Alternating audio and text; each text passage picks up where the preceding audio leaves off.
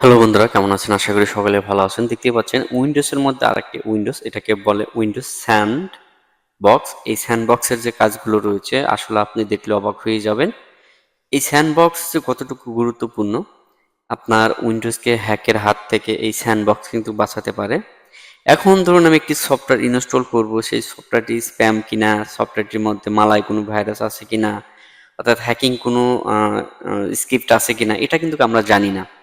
তার জন্য উইন্ডোজ কিন্তু এটি ডিফল্ট হিসেবে কিন্তু দিয়ে দিয়েছে। আমরা যে কোনো সফটওয়্যার কিন্তু এখানে ইনস্টল করে সেই সফটওয়্যারটার মধ্যে কোনো সমস্যা আছে কিনা সেটি কিন্তু দেখতে পারি।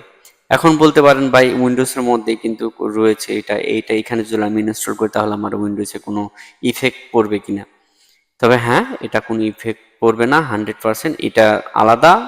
এটা হয়তো আপনার ভার্চুয়াল বক্স যেরকম সেই রকম একটি ডিফল্ট উইন্ডোজের জন্যই দেওয়া হয়েছে। এখন বলতে পারেন যে এটা আমরা কিভাবে তৈরি করব বা বানাবো। তো দুইটা মাধ্যমে আপনারা করতে পারেন। আমি এটা ডিলিট করে দিই। এখন আমরা এখানে এসে লিখতে পারি রান, রান লিখলে এখান থেকে আপনারা লিখবেন অপশনাল ফিচার্স।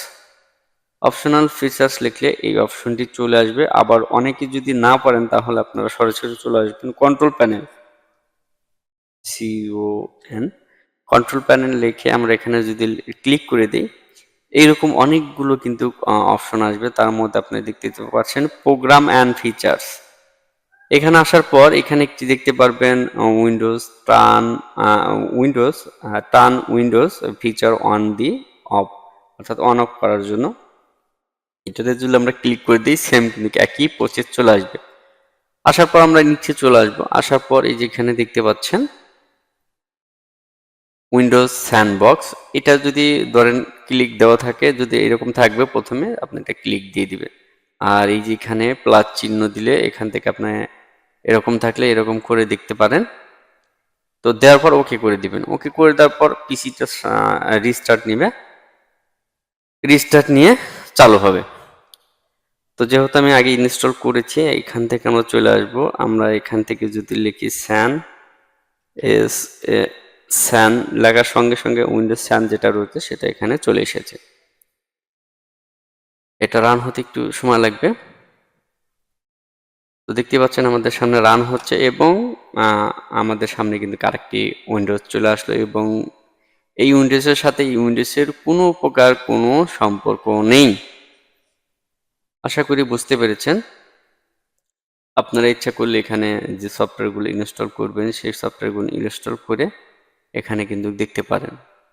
তো এই ছিল আজকের ভিডিও। এটা নতুন হোক পুরাতন হোক যেই হোক না কেন, এই টিপসটা ইউজ করলে হ্যাকিং, স্প্যাম বিভিন্ন প্রকার সমস্যা থেকে কিন্তু আপনি এই সমাধানটা করে নিতে পারবেন।